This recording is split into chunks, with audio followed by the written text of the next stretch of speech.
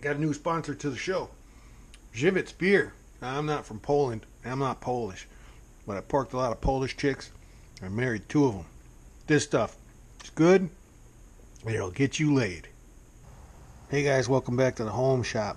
I'm going to go out of town for the weekend, go up north, but I promised you the video of Stump Grinder in action, man.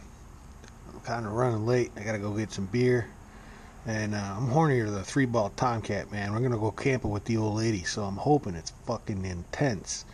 Otherwise, she might be vaping for 2, if you know what I'm saying. Anyway, let's get on to it. This one is a massive beast. I pre-tested it just because I didn't know what the fuck I was doing. And I still don't, I'm sure, by an arborist's perspective. But fuck them. Definitely. Eyes, ears, and get a couple in you anyway, but not too many. This is kind of a dangerous machine. Alright, that's stump number 1. I wanted to do this one off camera because I didn't know what the fuck I was doing. Still don't, but I was popping and farting, and I don't like the looks of that. It's popping and farting only when I put it under serious load. Thing runs fine until you really give her, you know what I'm saying?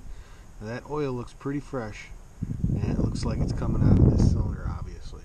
So he might have a bad ring.